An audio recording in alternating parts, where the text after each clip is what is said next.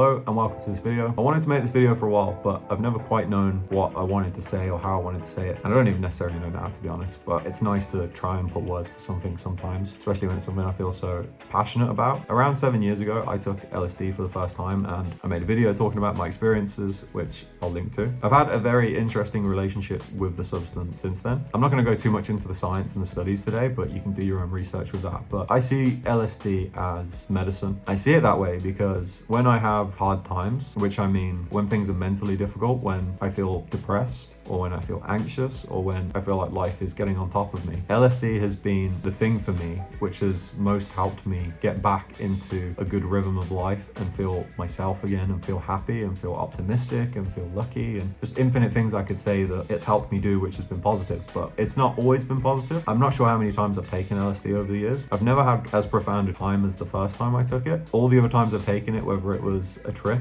a medium dose or a micro dose or a mini dose, I've had a big range of experiences. Most of them have been positive, but I've had times where it's been a negative experience. I can't even say anything good came from it other than it was unpleasant, and then I maybe felt worse afterwards. So it's a very powerful substance. I don't fully understand it despite having taken it so many times, but I do know it has been a way for me to break out of a bad mindset. One thing I will say about it is it can help make you realize that you've become a bad person. I mean a subjectively bad person. I don't mean like evil or doing like great evil to the world or being an actual bad person that is terrible. It's the micro decisions you make, whether it's waking up too late or not doing enough chores, not seeing family as much, or not doing the things you said you were going to do, whether it's studying poker, playing enough poker, going on hikes, I don't know, or reading, whatever the things that you set your mind to. It can give you a much more objective perspective on the things you're doing which aren't the best for you. I can't necessarily explain how or why, but it's almost like sometimes it can make something just click where you're like, oh fuck, that's what I've been doing wrong, and here's how I'm gonna fix it. And you just suddenly have all this energy. It's like an MOT for your mind. That's what's going wrong. Gotta do something about that. You just feel like you can as well. Like it's the MOT, but also the engineers fixing your car completely. It can feel metaphorically like grabbing the reins back of your own life and realizing that you'd let them go at some point, and you don't know how it happened, you don't know why it happened, but now the reins are in your hand again and you're like, this is how I'm supposed to feel. This is how I want to feel, but I don't know how I let go of them or why I let go of them. Now that I've got them again, I'm like, fuck yeah. But it doesn't help me understand why I got into that position in the first place, or if there's a different way out of it. When I'm in those bad spots, I've had therapy. I had a lot of different angles at obviously trying to get better, because that's what you want to do when you feel sick, mentally sick. Nothing else has had that power, which is why I've always felt so passionate about the substance. It's been literally a lifesaver for me, to be honest, because the position I was in before the first time I had it was pretty dark. I just didn't see the point. I didn't see the point in life. I was very nihilistic. I wasn't enjoying life in the slightest. Obviously, the main point of life is to enjoy it and experience things. If you can help other people, that too helps yourself and makes you feel good about yourself. Selflessly selfish or selfishly selfless, I don't know if I believe in true altruism, but it feels good to help people. It helps me not only not want to judge myself or feel less judgmental about myself, but I don't feel judgmental about other people too. It's like having this full understanding of all of my own flaws, or the shadow as Jung calls it, understanding that we're all literally the same, that all of the mistakes other people make that I could potentially be angry at them for, I could just as easily make, and I would have made if I was in their situation. It's almost like judgment doesn't really help you. It's like this moral justice thing where you want to judge them for it, but ultimately if you were them, you would have done it too. We like to think, I never could have done what Hitler did or something extreme, but if you were born as him and you went through his experiences, obviously all the variables would be the same and you would have made the decisions. That doesn't mean it's good, but it just means objectively it's kind of sad. I'm not saying that people that do things that are wrong shouldn't be, that we should do nothing, but it's not helpful to be angry at them. Obviously, the more detached you are from the wrong, the easier it is, because if it's someone that's wronged you, it's much more personal and direct. It does feel like there's a sense of justice being angry. It's not helpful. It's almost like poison for the mind to hold on to this anger or judgment or resentfulness for other people. You can convince yourself they deserve it, but if it's not good for you or humanity, you have to let it go. LSD almost helps me feel that much more clearly on a day-to-day basis of when I'm experiencing life. Sometimes things go wrong. It's so much easier to bat away those narratives or those negative emotions that usually find a voice, that I just feel more powerful almost, that I can see them instead of become them. I try to meditate to help myself identify thoughts and stay separate from them when I can too. I try to journal, I try to read, I try to put in as many practices as I can to make myself better at this. Wake up and be the best me that day and stay present and stay in line with my thoughts to stay as that version of me. But I've just not found a way to do it in anywhere near as profound a way as what LSD has provided for me. Again, not every time, just to really hit that home. It's not like you take it and then you just feel good or it cures your problems. It doesn't always do that. I've had some of the most difficult experiences of my life when I've been on it, like mentally. It's almost like being in a boxing match with fucking God or something.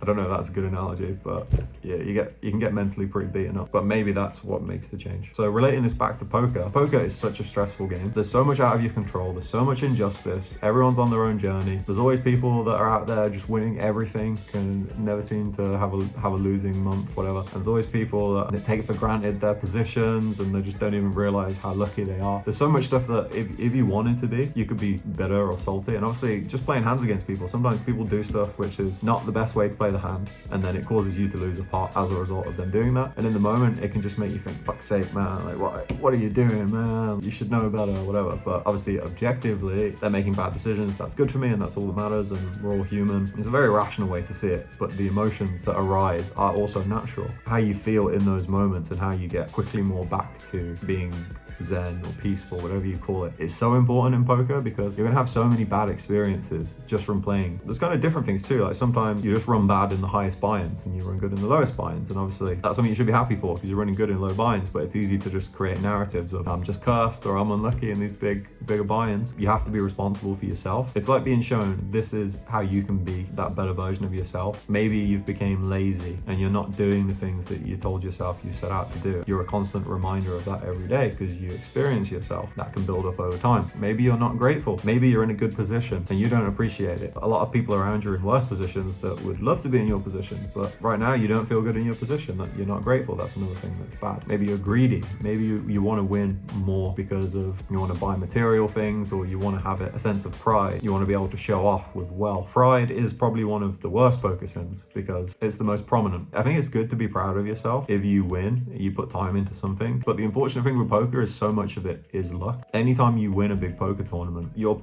part of it, but you're not the reason because of it. Ultimately, if there's 10 people in a tournament and you're the best, you're still not going to win more than half the time. And if you play tournaments with 100 people, 1,000 people, 5,000 people, anytime you make the final table, that's such a privilege. It's so easy to forget about that and to think that you're entitled to it and that you deserve it and that it's this big achievement you want to show off and identify with if you do well. Like, look, I made this final table. Look, I won this big tournament. Why do you want to do it? Is it for yourself or is it for other people? The more you identify with being a poker player, the more it does feel like these accolades are important, because it's like, if my profession is a poker player, then I need to say like, these are the things I'm winning. Won a bracelet, won a EPT, won a WQ, because it's like these tick marks of, yes, I am a good poker player, I'm winning things. It really ultimately doesn't matter, as silly as it sounds, and obviously over a very large scale, it's important to win. If you play poker for a living, no one's going to argue with that. But the moment to moment, second to second, minute to minute, it's so easy to become way too ingrained in how important it is to have these titles and to get your self-worth from these things. It really doesn't matter. I could give infinite examples of really good poker players that have been on the most ridiculous downswings or have not won X, Y, and Z tournament. It's always in our peripheral vision, but we don't like to think about it because, no, it wouldn't be me. I'm not the one that's going to go on the crazy downswing. You just don't want to think about it. Variance is one of the most ridiculous things that any of us will ever be around. Honestly, I think variance is the devil,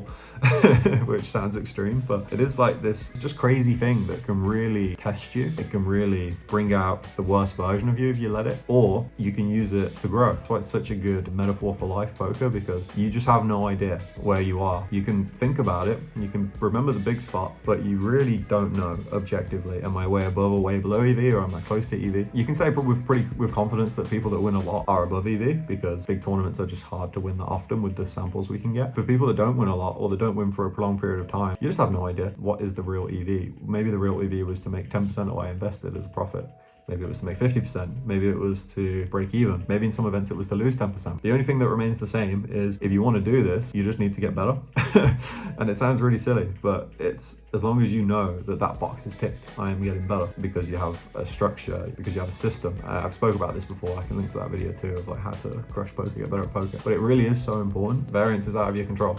Just to sound stoic, you can't hold on to it. You can't build narratives around it. You can't measure it. All you can do is try and get better. Circling back to LSD. I could speak a lot about what it's done for me and what it means to me. I do think in the future society will use it to help people. There might be a very specific way to use it, which means it's the most useful and helpful and efficient. You'll lose at least a whole day on the experience, and you kind of need a day to recover. I can obviously just only speak from my own experiences, but I still can't necessarily say that's why that trip helped me so much and that's why that one didn't. The less changing variables, the better. Listening to the words of people that you respect and trust. Like for me, I really like Alan Watts. I can name plenty of other people too. The great thinkers of our time and life. Really thinking about the way they put words together can really help something click or resonate in me, and it feels different when you're in that state of mind. It's like if something clicks when you're in the state, you'll bring it forward to your normal life. It really helps me understand myself, learn more about my emotions and my feelings, and to be more in touch with them. Part of that is not judging them. It's fine to be emotional. Knowing that it's okay to feel that way is so powerful, because emotions, I think, are linked to thoughts. Thoughts can make you emotional. Emotions can make you think things. Really having a good handle on the experience of them is just really important for living day to day and being happy and being the best version of yourself. I might make a few micro bad decisions, and it can just be this domino effect that causes